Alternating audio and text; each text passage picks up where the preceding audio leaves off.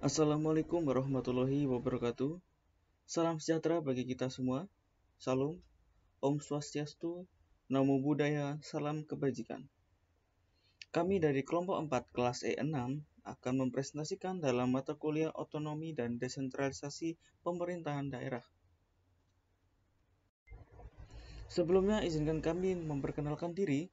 Kami dari kelompok 4 terdiri dari Alia Ramadhani, Erwinda Happy Eksita, saya sendiri Hilmi Rahayu Mahbuputra, dan Muhammad Rehan Al-Kautsar. A. Filosofi dan paradigma Undang-Undang Nomor 5 Tahun 1974. A. Filosofi dan paradigma Undang-Undang Nomor 5 Tahun 1974. Akumulasi dari paradigma sentralisme dalam penataan otonomi daerah memuncak manakala Orde Baru berkuasa pada tahun 1967. Penyelenggaraan Undang-Undang Pemerintahan Daerah sendiri diatur dalam Undang-Undang Nomor 5 Tahun 1974 yang mengatur pokok-pokok pemerintah daerah. Adapun prinsip otonomi daerah yang digunakan dalam undang-undang ini adalah otonomi nyata dan bertanggung jawab. Maksudnya, nyata dalam arti pemberian otonomi kepada daerah haruslah didasarkan pada faktor-faktor perhitungan dan tindakan yang dapat menjamin daerah bersangkutan secara nyata mampu mengurus rumah tangganya sendiri. Dikatakan bertanggung jawab dalam arti bahwa pemberian otonomi itu benar-benar sejalan dengan tujuannya, yaitu melancarkan pembangunan yang tersebar di seluruh pelosok negeri dan serasi dengan pembinaan politik dan kesatuan bangsa. Undang-Undang Nomor 5 Tahun 1974 ini telah meletakkan dasar-dasar sistem relasi pusat dan daerah dalam otonomi daerah berdasarkan pada 3 prinsip. Pertama, desentralisasi yang mengandung arti penyerahan urusan pemerintahan dari pemerintah pusat atau daerah tingkat atasnya kepada daerah. Kedua, dekonsentrasi yang berarti pelimpahan wewenang dari vertikal di atasnya kepada pejabat-pejabat di daerah. Ketiga, tugas perbantuan atau Mede-Bewin yang berarti pengkoordinasian prinsip desentralisasi dan dekonsentralisasi dan kepala daerah yang memiliki fungsi desentralisasi dan dekonsentrasi oleh kepala daerah. Fungsi ganda sebagai penguasa tunggal di daerah dan wakil pemerintah pusat di daerah. Akibat prinsip ini dikenal adanya daerah otonom dan wilayah administrasi. Namun demikian, di antara konteks daerah otonom maupun daerah administrasi, posisi kepala daerah yang mengemban fungsi sebagai kepala wilayah justru lebih tinggi daripada posisinya sebagai pemimpin daerah otonom. Hal itu setidaknya dapat kita simak melalui pasal 80 Undang-Undang Nomor 5 Tahun 1974 yang berbunyi, kepala wilayah merupakan penguasa tunggal atas pemerintahan yang berfungsi sebagai koordinator atas program pembangunan dan membina kehidupan masyarakat di segala bidang. Makna penguasa tunggal tersebut kian menegaskan kepala daerah bukanlah pejabat yang fungsinya mensejahterakan masyarakat di daerahnya, melainkan sebagai bagian dari komando pusat terhadap kontrol pembangunan yang terdapat di daerah. Maka posisi sebagai penguasa tunggal sekaligus menjabat utusan dari pusat untuk mengatur daerah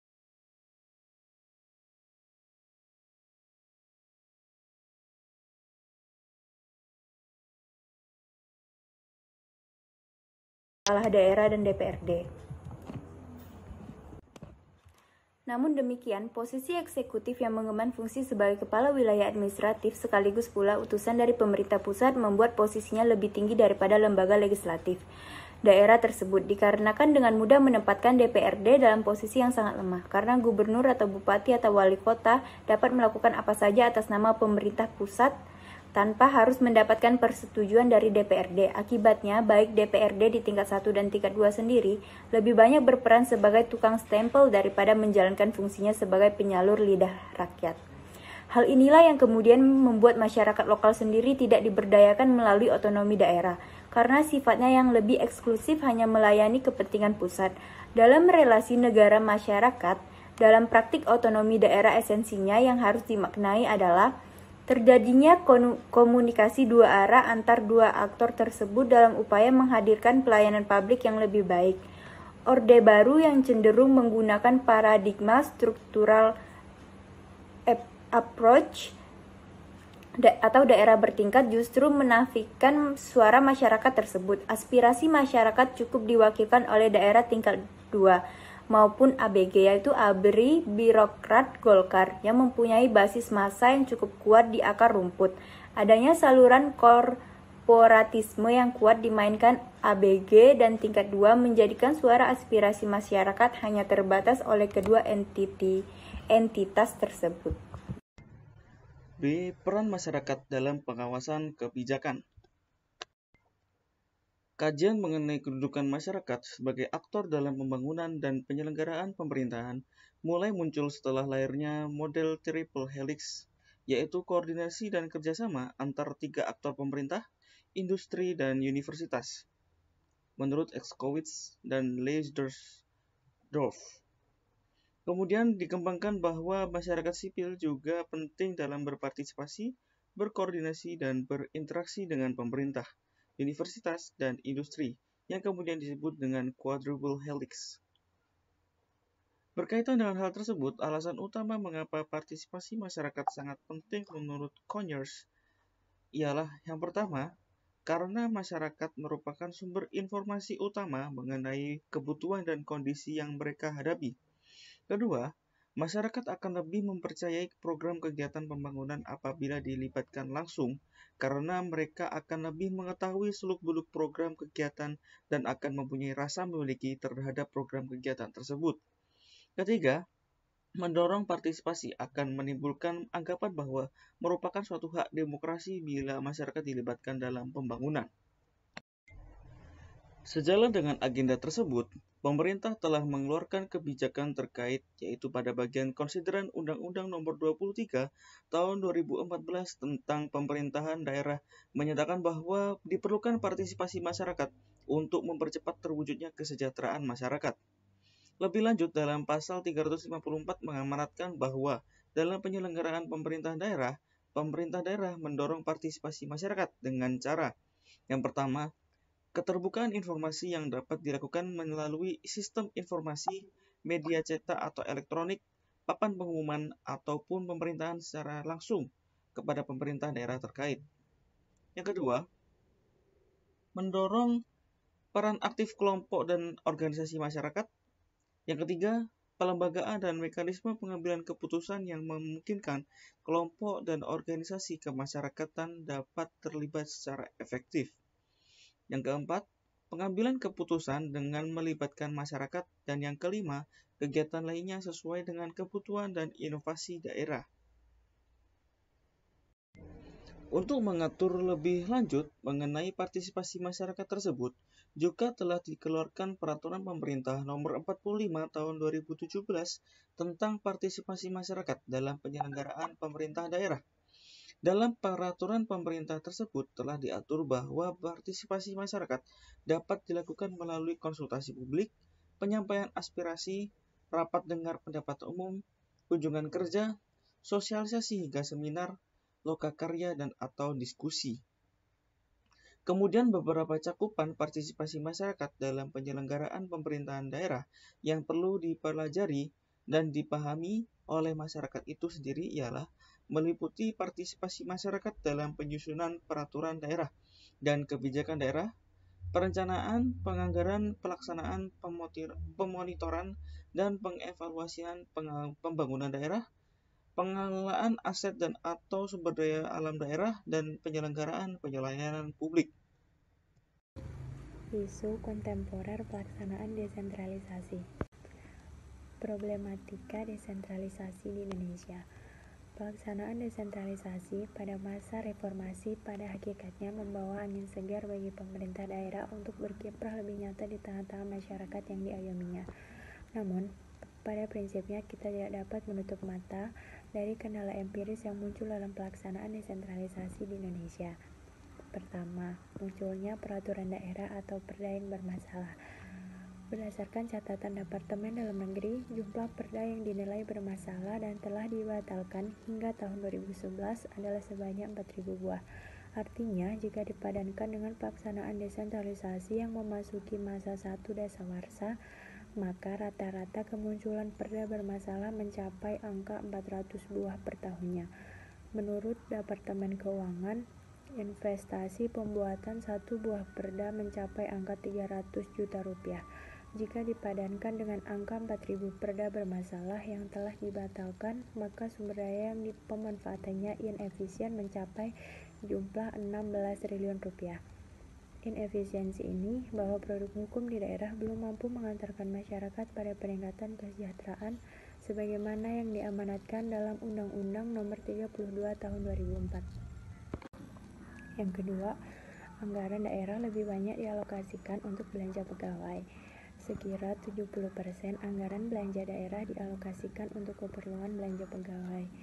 Saat ini diperkirakan sekitar 120 Pemda di Indonesia terancam mengalami kebangkrutan sebab pendapatan asli daerah atau PAD yang dimilikinya tidak mampu untuk memenuhi kebutuhan anggaran.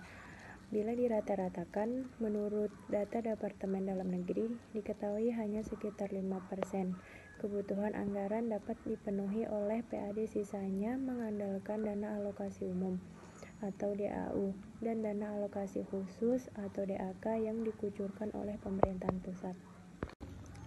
Yang ketiga adalah euforia pemekaran wilayah. Berdasarkan data yang disampaikan oleh Dewan Pertimbangan Otonomi Daerah atau DPOD Kementerian Dalam Negeri, diketahui bahwa selama 10 tahun sejak 1999 hingga tahun 2009 telah terbentuk 205 daerah otonomi baru atau DOB yang meliputi 7 provinsi, 164 kabupaten, dan 34 kota. Saat ini jumlah daerah otonom di Indonesia adalah 524 daerah yang terdiri dari 33 provinsi, 398 kabupaten, dan 93 kota. Tidak termasuk 6 daerah administratif di DKI Jakarta. Maraknya pemekaran yang terjadi selama 10 tahun terakhir tersebut cukup membebani anggaran negara. Pada tahun 2003 dikucurkan DAU sebesar 1,33 triliun bagi 22 DOB.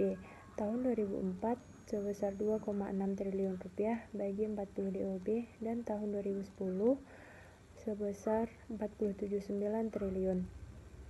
Beban APBN makin bertambah akibat lemahnya kapasitas keuangan DOB, termasuk memberikan dana alokasi khusus atau DAK untuk pembiayaan pembangunan infrastruktur.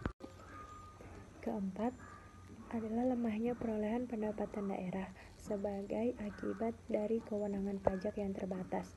Perlu diakui bahwa desentralisasi fiskal di Indonesia saat ini belum berjalan secara optimal. Pemerintah daerah hanya diserahi kewenangan untuk menjalankan sejumlah kegiatan pelayanan dan penyediaan barang pabrik, sementara di sisi kewenangan pajak masih banyak pajak-pajak strategis yang dipungut oleh pemerintah pusat, seperti pajak bumi dan bangunan serta pajak penghasilan. Alhasil, pemerintah daerah belum mampu sepenuhnya memenuhi kebutuhan anggarannya dengan mengandalkan dari sumber pendapatan daerah. Kelima, terkait dengan masalah integrasi pembangunan nasional, baik dari aspek perencanaan maupun realisasi pembangunan. Hal ini terjadi sebagai konsekuensi mekanisme pemilihan kepala daerah secara langsung.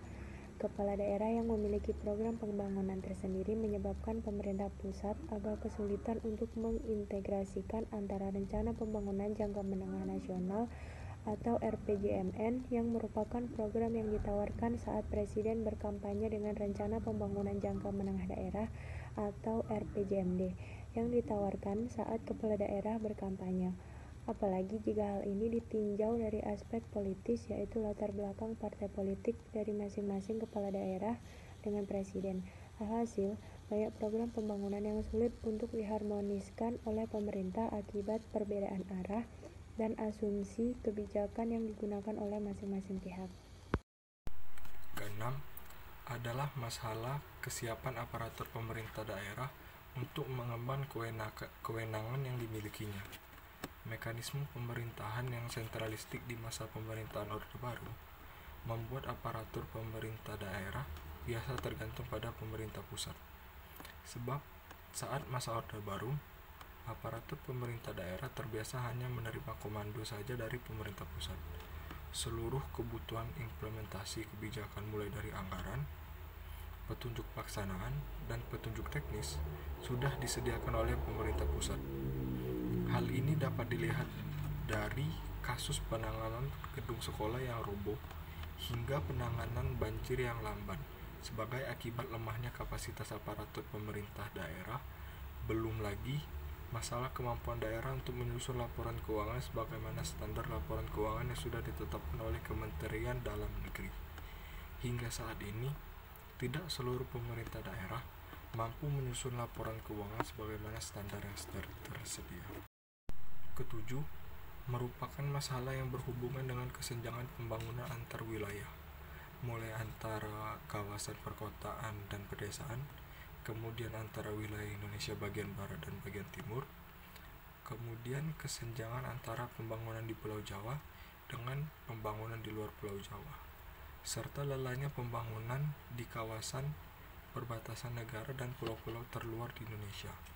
Problematika tersebut hingga saat ini menjadi masalah ketidakadilan pembangunan yang menyebabkan daerah-daerah di berbagai kawasan belum sepenuhnya membawa keadilan bagi masyarakat. Kedelapan, adalah masalah yang terkait dengan resentralisasi yang dilakukan pemerintah pusat dengan lebih memperkuat birokrasi pemerintahan melalui penambahan jabatan dan organisasi di lingkungan pemerintah pusat.